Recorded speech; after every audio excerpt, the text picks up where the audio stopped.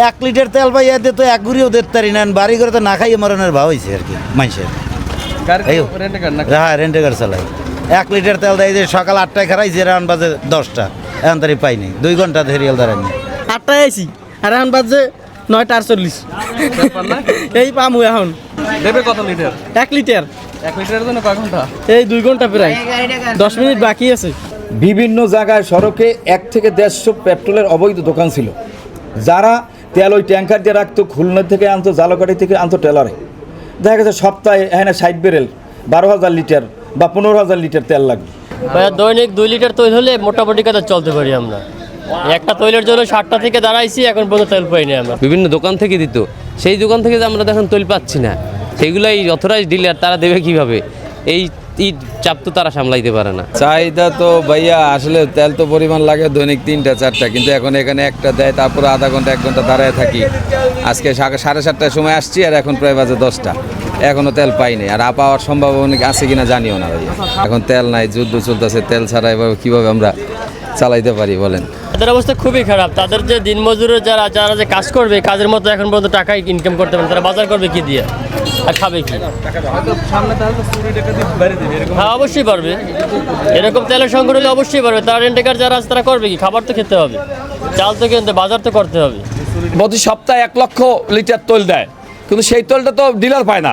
এখন ডিলারের জন্য তো সেটা দেয় না, এমন তেলটা কে পায়, কিভাবে আজ জালকাঠি থেকে, এবং তারা কিভাবে ডিস্ট্রিবিউশন করা যায় না, কিন্তু ডিলার যেটা পায় সেটা সে স্বচ্ছভাবে বিক্রি করে।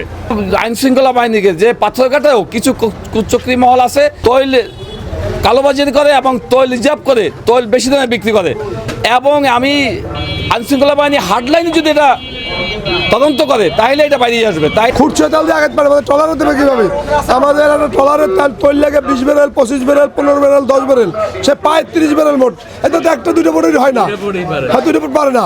কিন্তু ওটি মৃদুলা সে তেল পাই ওইখানে বেশি দাম বিক্রি হয়, সেখানে আসে না। জনাব তারেক রহমান স্যারের কাছে অনুরোধ থাকবে যেন জ্বালানি খাতের দিক, হ্যাঁ, এবং সিন্ডিকেট ব্যবসায়ীদের দিক খেয়াল রাখে, হ্যাঁ।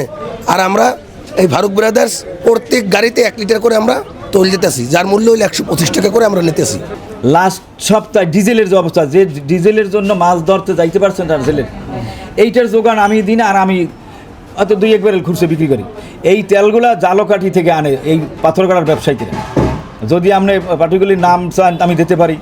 তার মধ্যে ওটি মৃদুল্লা ট্যাঙ্কার জালকাঠি থেকে আসে পাথরঘাটায় প্রতি সপ্তাহে। লাস্ট সপ্তাহে 3 সপ্তাহ আসে না, এই 5 তারিখের পর থেকে